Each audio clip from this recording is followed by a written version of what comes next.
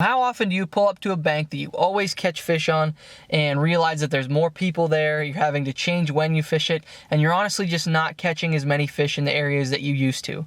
I know for sure I have had that problem, and I know a lot of my friends have had that problem, and I'm sure you have too. And the biggest thing is, with the amount of pressure, it's changing the way these fish set up, and we're having to change how we position and how we fish for these fish on some of our favorite areas, or just find new areas. So every year, every month, it seems like there's always new baits hitting the market that are always catching the attention of people's eye and catching a ton of fish. Well, the bait that I want to talk about today is the hottest bait in the bass fishing world right now, but it's not a new bait. It's one that we see over and over again, and it has been used by a lot of old-time guys that are probably going to see this and go, I've been throwing that for 30 years. But with new forward-facing sonar technology and with more and more people crowding the waters, one bait that is taking the industry by storm right now is going to be a demiki rig, or a moping rig, or a mopping rig, however you pronounce it. I have no idea how it's even pronounced. I refer to it as a demiki rig, so that's how I'm going to refer to it. But what I want to talk about today is why this bait is taking over, how to fish it a little bit. We're going to go on the water. I'm going to show you how I fish it and how I pair it with forward-facing sonar and why it is so effective. So let's dive right into this little guy. So what is a demiki rig? We're going to start off with the simple basics of it. A demiki rig, there's two baits that I rig with it, but it's basically a minnow style bait on a vertical 90-degree line tie jig head. And that is it. It has virtually minimal action. There's not a whole lot to it. And people might say, why does it work so good? We're going to get into that. But the real key is that it doesn't have a lot of action. That is the absolute key to this bait. And these fisheries are loaded with bait fish, and so they need something simple and elegant that is going to be most extrusive bait, I guess you should say. It is going to have no vibration, no sound, and really no action. And all you're going to want to do with this bait is glide it over top of their heads. But you don't just go around casting this bait around. This bait isn't designed to just go ahead and cast. And that's how a lot of guys used to fish it. It used to be fished just blind casting down bluff walls or just vertical rigging it. But the real key to this bait is how it is paired with forward-facing sonar. How it is paired with your Garmin Live Scope, your Humminbird Live, your Lowrance active target, whatever you want to pair it with. That's where the real money is made with this bait. Because what happens is all of your good areas, whether it be your bluffs, your banks, your rocky banks, your great ledges, what happens is everybody finds it with the electronics that we have.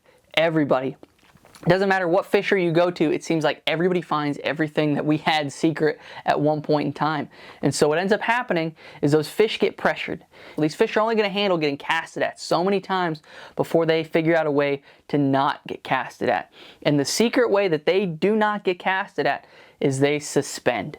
That once ever frightening word that bass fishermen hated is now becoming something that we absolutely love, because these suspending fish are usually feeding and they're usually non-pressured.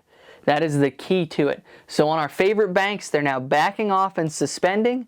On our favorite bluff walls, they're now getting off of the bluff walls. On our favorite ledges, they're now getting off of the ledges, and they're getting out in that open water. And it can be tough. Some of the most tough places to do it are your southern fisheries, because we have things like gar, catfish, carp, crappie, a lot of crappie, white bass, and all of those things make it tough to distinguish what is bass and what is trash fish. I know they're not actually trash fish, but that's what we call them for this video. So what is trash fish and what is actually bass?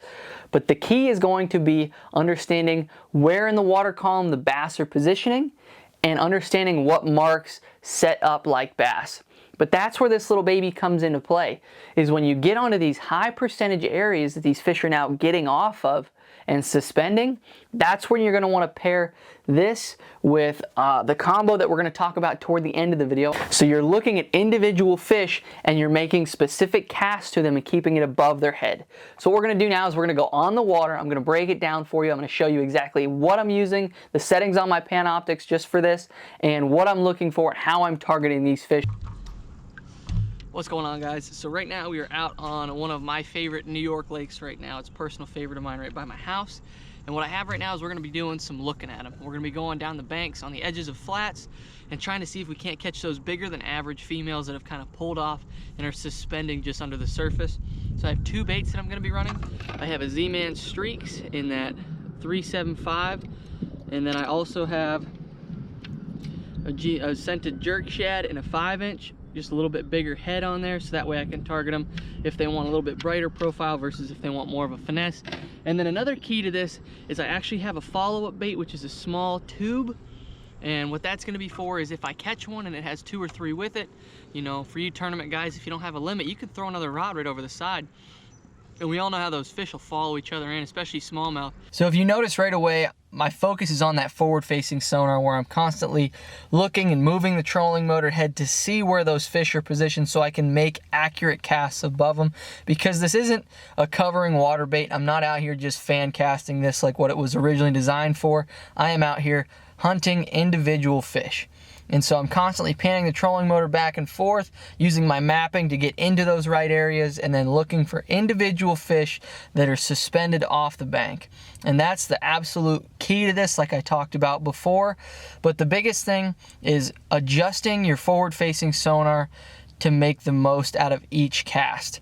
And what I mean by that is adjusting on the Garmin that I have right here. I adjust the gain, which is basically the sensitivity, to be able to see most accurately at the farthest distance possible.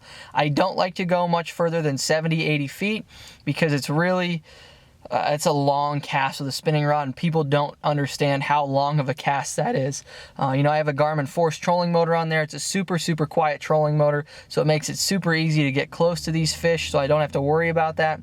But I'm constantly just looking and panning for new fish and trying to make those accurate casts and understanding how far away it is when I cast and being able to watch that bait come down and keeping it over top of that fish's head.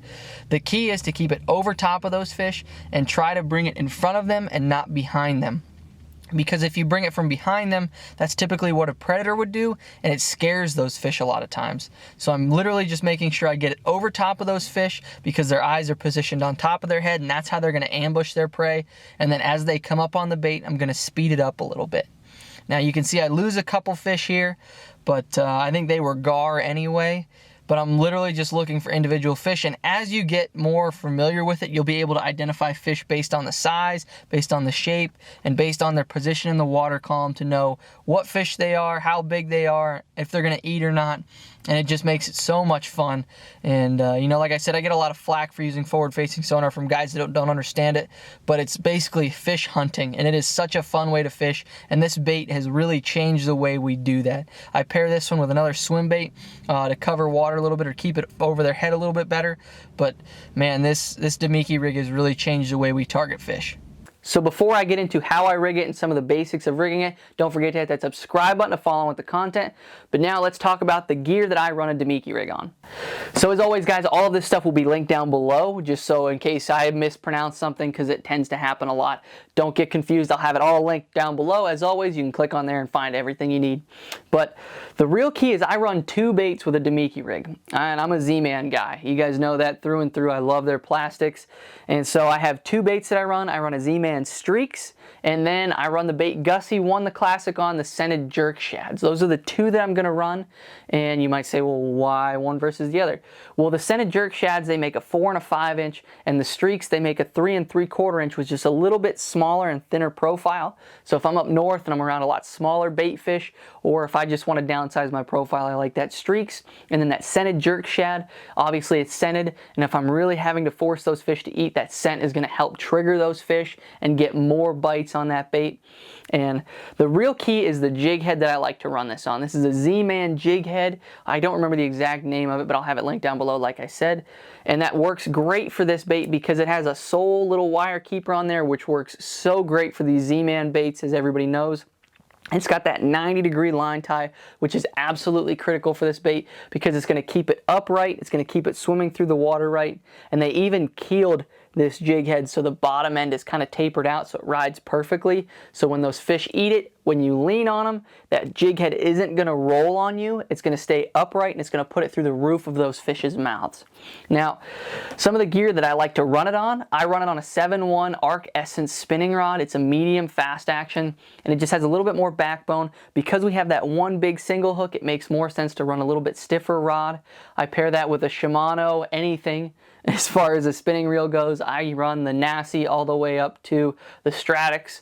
That's my, depending on your price range, you can run anywhere in there. The Nassi's like $99. The Stratic can be anywhere upwards of $250. So the Stratic obviously has a better drag system, so if you're fighting for more smallmouth and you're in a high tournament situation, you might want to go toward that Stratic. But for those of you guys that are just out there fun fishing, don't be afraid to just run that Nassi because it's a great reel. And what I'm going to run is I'm going to run braid to a fluorocarbon leader with that. And so I like to run that P-line Spin X braid because it has that high visibility. It's that orange and pink, kind of that tapered, might even be orange and blue, whatever it is, orange and blue. It has that tapered color so I can kind of see my line and see when fish hits it sometimes. Sometimes they hit it on the fall as it's falling. It's just something that I really like to be able to see with, but it's not like overly stand out in your face because I don't like it when it's in clear water to be using like that bright neon green. And then I pair that with either a P-line Spin X fluorocarbon leader or I pair it with P-line Tactical Fluorocarbon, just in like that 7 to 10 pound. If I'm running smallmouth and I'm fishing finesse gear and I'm fishing a lightweight, I'll run 7. But if I'm fishing largemouth with a bigger bait, or if I'm just fishing deeper with a bigger bait, a lot of times I'll go to that 10 to 12 just because I can really muscle those fish. And if I'm throwing a 5-inch jerk shad, they really do not care about the line size a lot of times. Because like I said, a lot of these suspended fish are really unpressured for the most part because a lot of guys out there hate live scope. If you're not using it, you're going to be behind the 8 ball. You're going to get into areas with other people who have it. And it's just going to absolutely change the way you fish. So one of my other favorite finesse baits is going to be a Z-Man Ned Rig. I pair that a lot with this Z-Man Streaks. I'm going to have that video linked right up here where you guys can check that out and learn a lot more about Ned Rig fishing. It is probably one of my absolute favorite techniques and I really dive into that video. So I really think that's going to be one that you guys are not going to want to miss. I break down absolutely everything. And thank you guys so much for watching. I hope to see you guys in the next video, and God bless every single one of you guys. These videos are brought to you by Black Rifle Coffee Company, Fish USA, 6 Cents Fishing, and all the other sponsors listed below. Thank you guys so much for watching. God bless, and I hope these videos help you guys out.